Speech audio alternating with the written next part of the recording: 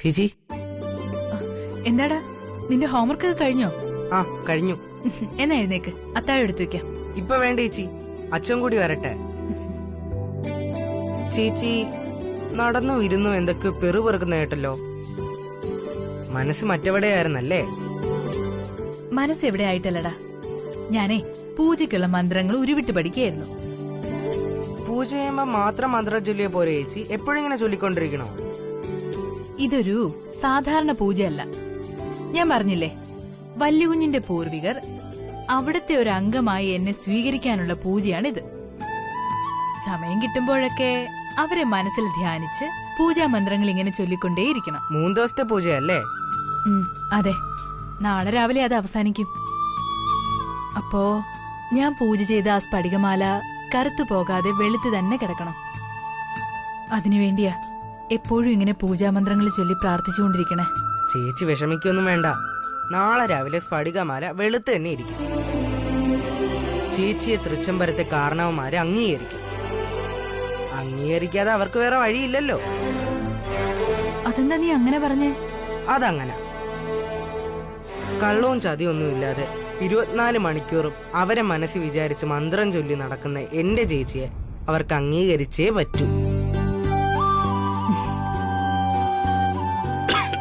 അനികുട്ടാ, അച്ഛൻ വന്നെന്നാ തോന്നണേ. നീ നിന്റെ പുസ്തകങ്ങളൊക്കെ കൊണ്ടുവച്ചിട്ട് വാ.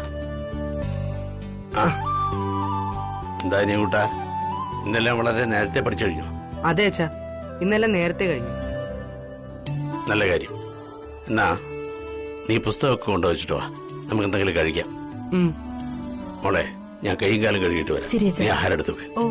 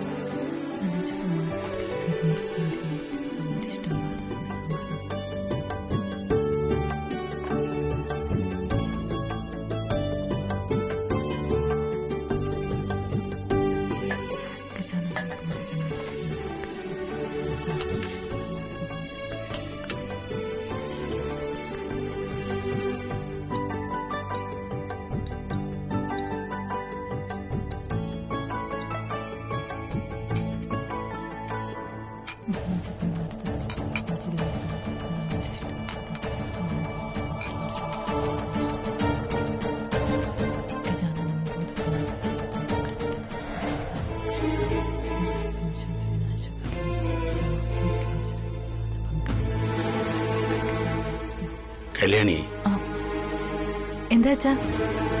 എന്താ ഇത്? നീ ശബ്ദമില്ലാതെ ആരോട് സംസാരിക്കുന്ന പോലെ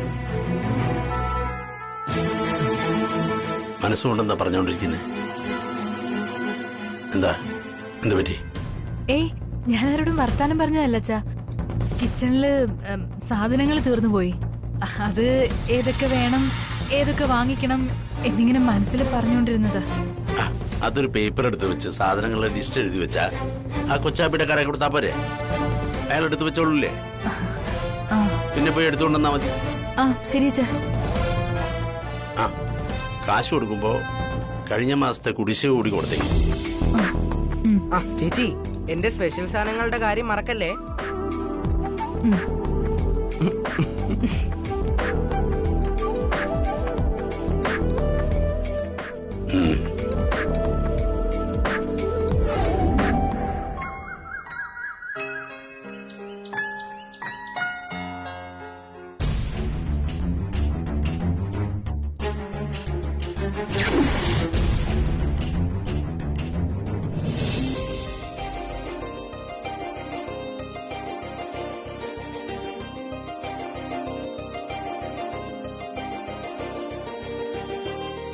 വല്യുഞ്ഞെ, കല്യാണി എത്തിയോ? വല്യുഞ്ഞ് ഇന്നലെ രാത്രി ഉറങ്ങിയ ലക്ഷണമില്ലല്ലോ. എങ്ങനെ ഉറക്കം വരാനാ കല്യാണി? 3 ദിവസത്തെ പൂജ കഴിഞ്ഞ് തൃച്ചംബരത്തെ പൂർവികർ ഈ കുടുംബത്തിലെ ഒരു അംഗമായി നിന്നെ അംഗീകരിച്ചിട്ടുണ്ടോന്നറിയാതെ എങ്ങനെ ഉറക്കം വരാനാ? എനിക്കും അങ്ങനെ തന്നെയാ. ഞാനും ഉറങ്ങിയിട്ടില്ല, വെറുതെ കണ്ണുമിഴിച്ച് കിടക്കുകയായിരുന്നു. രാവിലെ വരുമ്പോ സ്ഫടികമാല കറുത്തു പോവില്ലേന്ന് ഒരേ ഒരു പ്രാർത്ഥന ഉണ്ടായിരുന്നുള്ളൂ. നീ വന്നിട്ട് നമുക്ക് ഒരുമിച്ച് സ്ഫടികമാല നോക്കാന്ന് കരുതിയിട്ട് ഞാൻ കാത്തിരുന്നത്. വാ നോക്കാം.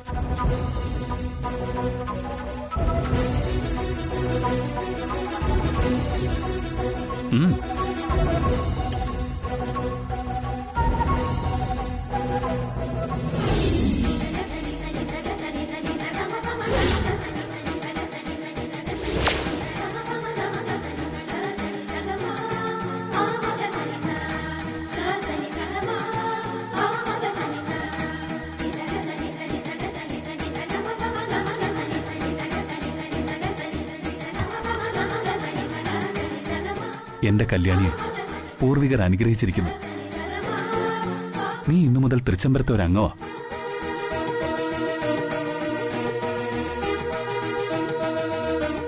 എനിക്ക് വളരെ സന്തോഷമായി കല്യാണി.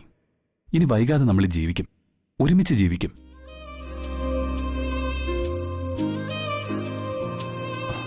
ആ, പൂർവികർ നിന്നെ അനുഗ്രഹിച്ച വിവരം അച്ഛനോട് പറയണം.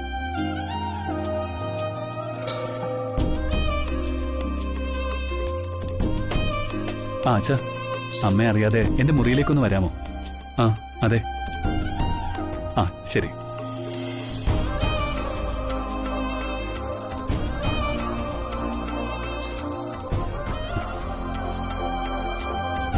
പ്രധാനമായി ഈ കാര്യം അറിയേണ്ടത് അമ്മയായിരുന്നു.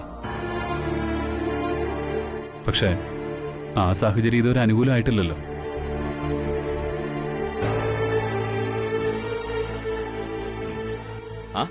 കല്യാണം ഇവിടെ ഉണ്ടായിരുന്നു.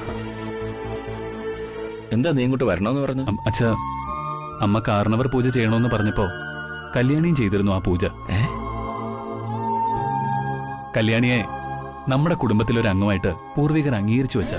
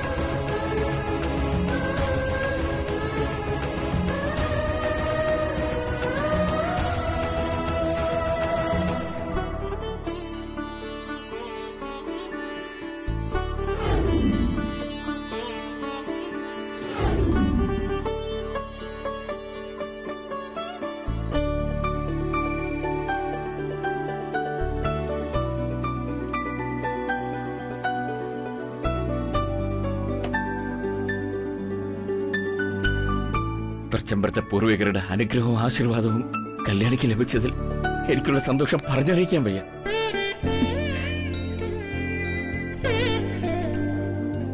നിന്റെ നല്ല മനസ്സിന് നല്ലതേ വരൂ.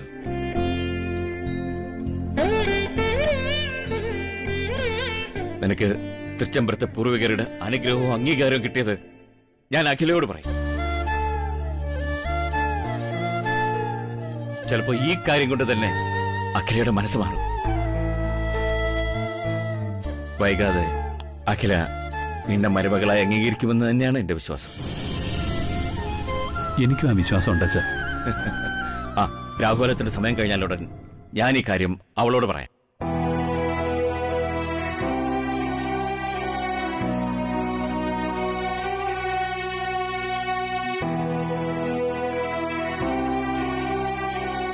ഇപ്പൊ സന്തോഷായില്ലേ?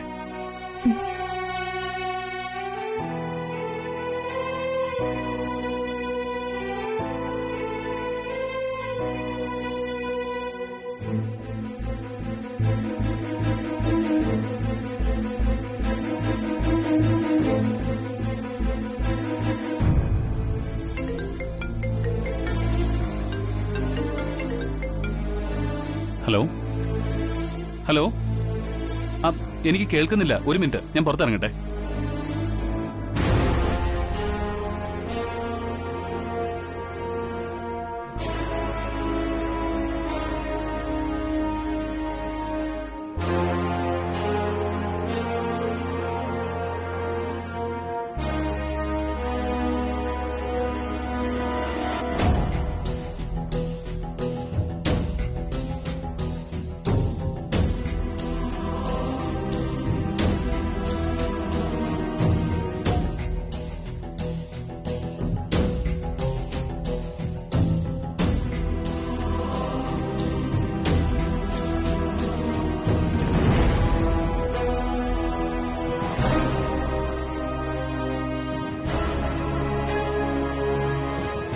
ദിവസത്തെ പൂജ ഇന്നത്തോടെ കഴിയുക. ഗംഗയെ ഈ കുടുംബത്തിലെ അംഗമാക്കാൻ പൂർവികർ അനുവദിച്ചോ എന്ന് ആ സ്ഫടികമാലയുടെ നിറം കാണുമ്പോൾ അറിയാം. ഒരുപക്ഷെ ഫലം വിപരീതമാണെങ്കിൽ അതിനുത്തരവാദി ഗംഗ തന്നെയാ.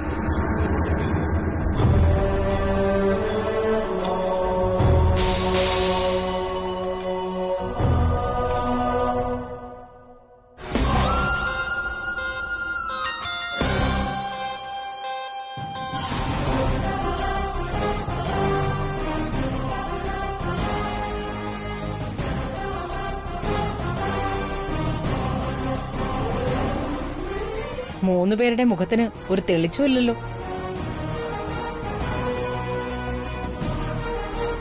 ഗംഗ 3 ദിവസം പൂജ ചെയ്ത് ഉടവാളിൽ ചാർത്തിയിരിക്കുന്ന സ്ഫടികമാല കറുത്തിട്ടുണ്ടോ എന്ന് ഈ മുഖങ്ങൾ നോക്കി വായിച്ചെടുക്കാം എനിക്ക്.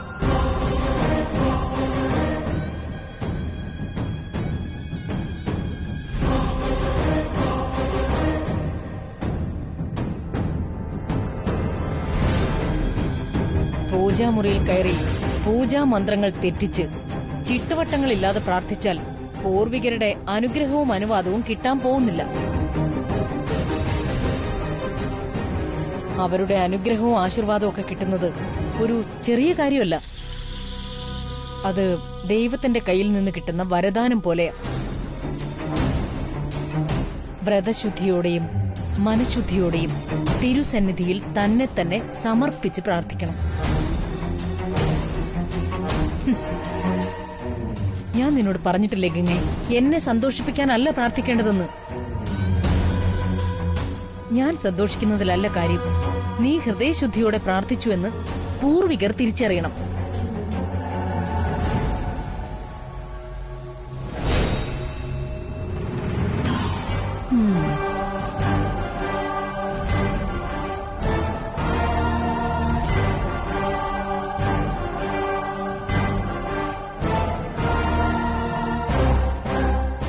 ഞാൻ ആ സ്ഫടികമാലയൊന്ന് കാണട്ടെ.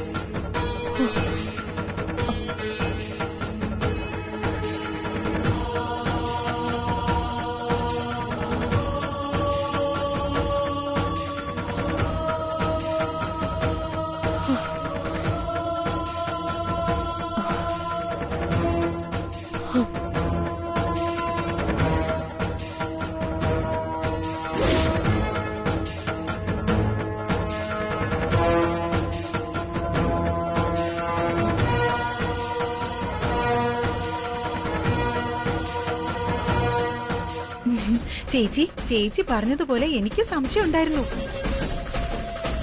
ഗംഗ പുറത്തൊക്കെ പോയി പഠിച്ച പെണ്ണ, അവക്ക് ഈ പൂജയും മന്ത്രമൊക്കെ അറിയാൻ പറ്റുമോ, ഇവക്ക് പൂർവികരുടെ അനുഗ്രഹം കിട്ടുമോ എന്നൊക്കെ ഞാനും വിചാരിച്ചതാ. പക്ഷേ ഞാൻ രാവിലെ ഓടി വന്ന് നോക്കുമ്പോഴേ മാല കറുത്തിട്ടില്ല. അയ്യോ, അത് തിളങ്ങുന്നു. ഞാൻ ചേച്ചിയെ വിളിക്കാനായിട്ട് ഓടി വരുമായിരുന്നു. അപ്പോഴേ ചേച്ചി ഇങ്ങോട്ട് വന്നു. നാഗമഠത്തെ ഗംഗയ്ക്ക് തൃച്ചംബരത്തെ പൂർവികർ ഒരു കാരണവശാലും അനുഗ്രഹം നൽകില്ല. എവിടെയോ എങ്ങനെയോ ഒരു ചതി നടന്നിട്ടുണ്ട്. മോളെ, സ്ഫടികമാല കറുത്തിട്ടില്ല. അപ്പോ പൂർവികർ നിന്നെ അനുഗ്രഹിച്ചിരിക്കുന്നു.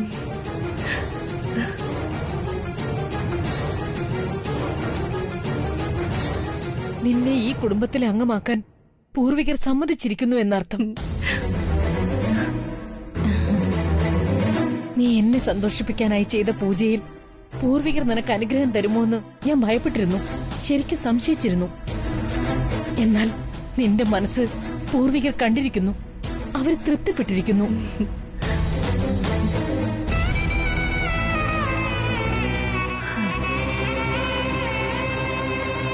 നിന്റെ ചില പെരുമാറ്റവും സ്വഭാവ രീതികളും എനിക്ക് ഇഷ്ടപ്പെടാതെ വന്നിട്ടുണ്ട്. നീ ആനന്ദിന് ചേരുന്ന പെണ്ണാണോ എന്ന് വരെ ഞാൻ സംശയിച്ചിട്ടുണ്ട്. എന്നാൽ എന്റെ സംശയങ്ങൾ തെറ്റായിരുന്നു എന്ന് എന്റെ പൂർവികർ ഇതിലൂടെ കാണിച്ചു തന്നിരിക്കുന്നു. ഈ തൃച്ചംബരത്തിന് ചേരുന്ന പെണ്ണ് തന്നെയാ. എനിക്ക് വളരെ സന്തോഷായി മോളെ.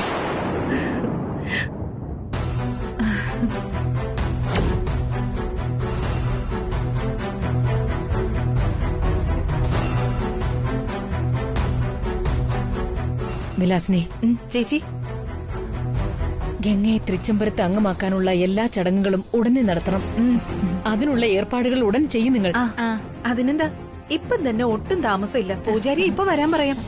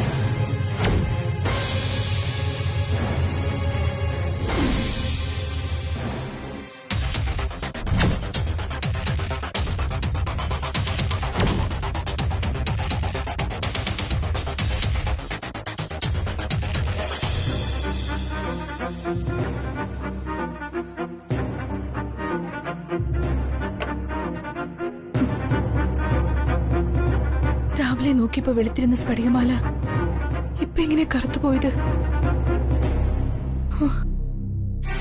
എന്റെ സ്ഫടികമാല ആരോ മോഷ്ടിച്ചതാ. ഇത് ആ ഗംഗ പൂജിച്ച സ്ഫടികമാല ആകാനേ വഴിയുള്ളൂ.